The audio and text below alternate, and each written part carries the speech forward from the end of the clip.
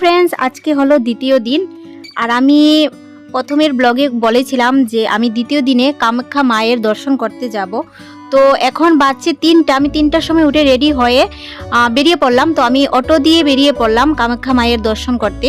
তো দেখতে পাচ্ছ কামাখ্যা মায়ের মন্দিরে যাওয়ার আগে এখানে একটা ভিউ পয়েন্ট আছে। দিনের বেলা এটা খুব সুন্দরভাবে দেখা যায়। রাত্রেবেলা আমি নিয়েছি ভিডিওটা, তাই রাত্রির যে দৃশ্যটা তোমাদের দেখাচ্ছি, শেয়ার করছি। দিনের বেলা এখানে সবাই এসে দাঁড়িয়ে ফটো শ্যুট করে বা ভিডিও করা যায়, উপর থেকে পুরা গুয়াহাটি শহরকে দেখা যায়।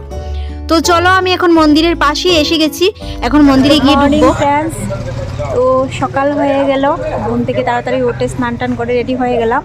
এখন চলে আসলাম মা কামাখ্যা মন্দিরে। আর খুব তাড়াতাড়ি আসতে হলো, কারণ এখানে ভিআইপি লাইনে টিকিট নেব। আর ভিআইপি লাইনটা অনেক বড় থাকে, অনেক আগে লোকজন এসে টিকিট করে নেয়। তো তাই আমি অনেক তাড়াতাড়ি চলে আসলাম। তো চলো এক এক করে তোমাদের। তো বন্ধুরা, আমরা সকলেই জানি যে আসামের গুয়াহাটির নীলাচল পাহাড়ে অবস্থিত কামাখ্যা মন্দিরটি তান্ত্রিক চর্চার অন্যতম প্রাচীন এবং সবচেয়ে পূজনীয় কেন্দ্র, যা দেবী কামাখ্যাকে উৎসর্গ করা হয়েছে। মন্দিরটি কুলাচার তন্ত্র মার্গের কেন্দ্র এবং আম্বুচি মেলার স্থান, একটি বার্ষিক উৎসব যা দেবী ঋতুস্রাব উদযাপন করে। তো মন্দিরে যাওয়ার সময় রাস্তার পাশে অনেকগুলি দোকান আছে, যেখান থেকে দেবীকে দেওয়ার জন্য প্রসাদী সবকিছু পাওয়া যায়। তো এখানে আমি নিয়ে নিলাম মাকে পূজা দেওয়ার জন্য। দেখতে পাচ্ছ, মাকে দেওয়ার জন্য এখান থেকে প্রসাদ নিলাম, এই দোকানটা থেকে চুনি নিলাম, সবকিছু নিলাম। আর মাথার মধ্যে মায়ের নামে পূজা দেওয়ার জন্য অনেক কিছুই এখানে দোকানে পাওয়া যায়। তো যার যেটা মনে ইচ্ছে হয় ভক্তি ভরে, সে তাই নিতে পারে। তো আমিও আমার যা ইচ্ছে হলো, আমি ভক্তি ভরে মার জন্য প্রসাদী। আচ্ছা, আমি প্রসাদ নিয়ে নিলাম। এই যে এখানে 470 টাকার প্রসাদ নিলাম। আর এখন মায়ের দুয়ারে যাচ্ছি, তোমাদের সাথে সবকিছু শেয়ার করবো। তো চলো।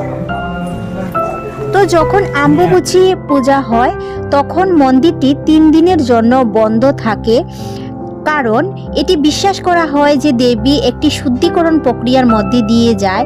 এই সময়কালে ব্রহ্মপুত্র নদীর জল লাল হয়ে যায়, এমন একটি ঘটনা যা মন্দিরের রহস্যকে বাড়িয়ে তোলে।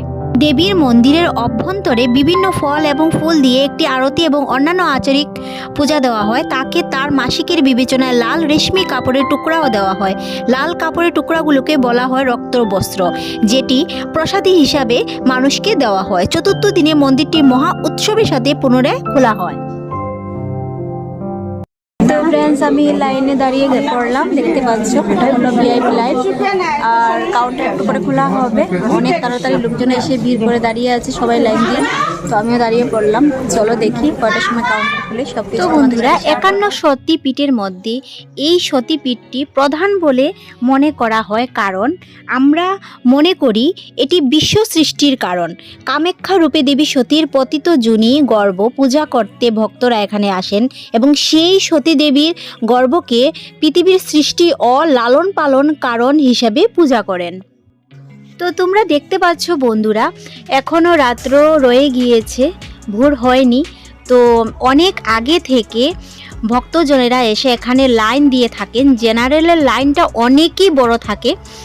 রাত্র 1টা বা 2টার সময় সবাই এখানে এসে লাইনে দাঁড়িয়ে পড়েছেন। ওনারা টোকেন নেবেন, তারপর এক এক করে ভেতরে যাবেন, ভেতরে দুয়ার খোলা হলে।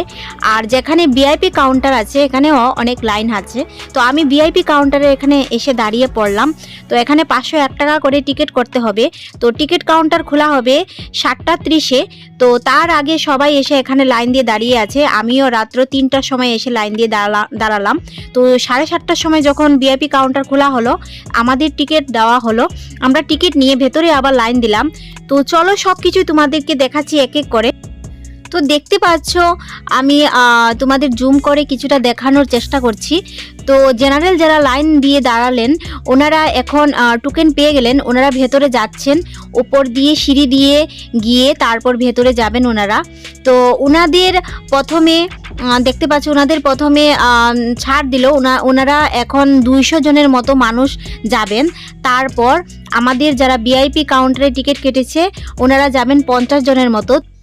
তো আমি একটা কথাই বলবো, যদি তোমরা মাকে দর্শন করতে চাও, অবশ্যই জেনারেল লাইনে দাঁড়াবে, কারণ টাকা দিয়ে টিকিট কেটে এতটা লাভ হবে না। জেনারেল লাইনে যদি তোমরা রাত্র 1টার সময় এসে লাইন ধরে থাকো তাহলে সকালে 11টার ভেতরে পুজো দিয়ে তোমরা চলে যেতে পারবে। তো দেখতে পাচ্ছ অনেক অনেক লাইন হয়েছে। তো আমাদের ভিআইপি লাইন যখন ছাড়লো তখন আমরা উপরে চলে গেলাম। তো দেখতে পাচ্ছ উপর থেকে আমি নিচে তোমাদের দেখানোর চেষ্টা করছি। তো উপরে অনেক লম্বা লাইন হয়েছে আমাদেরও। তো এখানে সবাই মায়ের ভক্তি প্রার্থনা করছেন। তো মায়ের গর্ভগৃহে যেতে হলে আমাকে ক্যামেরা অফ করে যেতে হবে। ওইখানে কোনো ধরনের গ্যাজেট, মোবাইল, ক্যামেরা সব কিছু অফ রাখতে হবে। যদি ওনারা পেয়ে যান তাহলে কিন্তু 5,000 টাকা ফাইন করে দেবেন। তো এখানে কিছু ব্যাগটেগ কিছু নিয়ে যাওয়া নট এলাও। তো তাই আমি সব কিছু আগে থেকেই তোমাদের বলে দিয়েছি এবং আমিও মোবাইল অফ করে তারপর গিয়ে।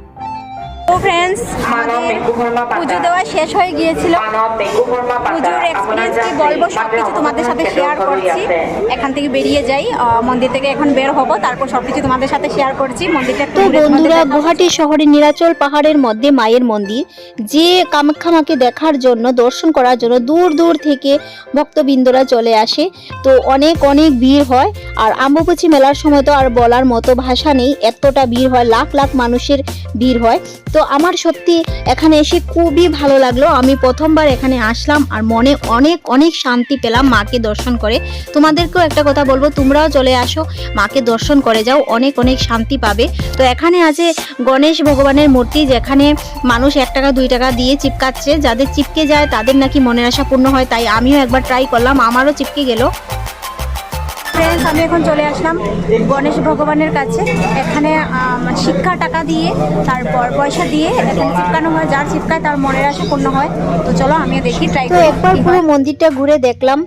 এখানে মাকে উৎসর্গ করে অনেক কিছু দেওয়া হয়। তো দেখতে পাচ্ছ এখানে পায়রা আছে, পায়রাও মাকে উৎসর্গ করে দেওয়া হয়েছে। মন্দিরের ভেতরে আছে বলিঘর, যেখানে প্রতিদিনই বলি হয়। তো বন্ধুরা, তোমাদের কেমন লাগলো কামাখ্যা মায়ের মন্দিরটি অবশ্যই কিন্তু আমাকে কমেন্টসের মাধ্যমে জানাতে ভুলবে না। আর যারা দেখোনি তাড়াতাড়ি চলে আসো, তোমরা দর্শন করে যাও মাকে। আমার খুবই ভালো লাগলো, আমার এক্সপিরিয়েন্স খুবই ভালো ছিল।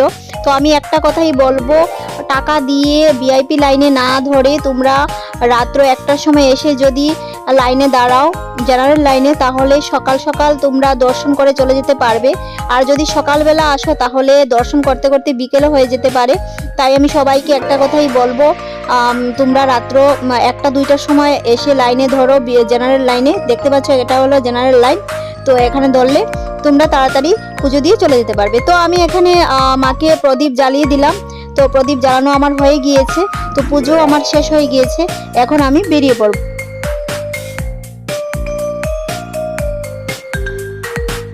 বন্ধুরা, কি বলবো, এত ভিড় এত ভিড়। যেমন জেনারেল লাইনে অনেক মানুষ রাত্র 2টা 1টার সময় এসে লাইন ধরেছে, টিকিট নিয়েছে, তেমন ভিআইপি লাইনও অনেক অনেক অনেক লোকজন অনেক মধ্যরাত থেকে এসে লাইন ধরেছে। তো আমরা আসলাম 4টার সময়, এখন বেজে গেছে 10টার সময় বের হলাম। তো এখন চলে যাব উমানন্দ মন্দিরে। তো সব কিছু তোমাদের সাথে এক এক করে শেয়ার করছি। এখন আমরা চলে আসলাম রেস্টুরেন্টে, কামাখ্যা মার মন্দিরের সাথে রেস্টুরেন্টটা।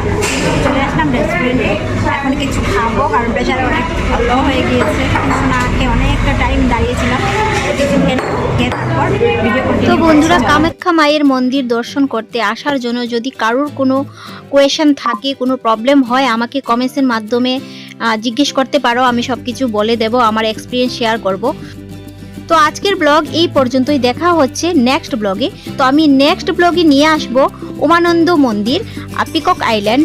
তো সব কিছুই শেয়ার করব তোমাদের সাথে। তো আমার পাশে থাকো, দেখতে থাকো, আর এইভাবে আমাকে সাপোর্ট করে যাও। আজকে এই পর্যন্ত, টাটা, বাই বাই।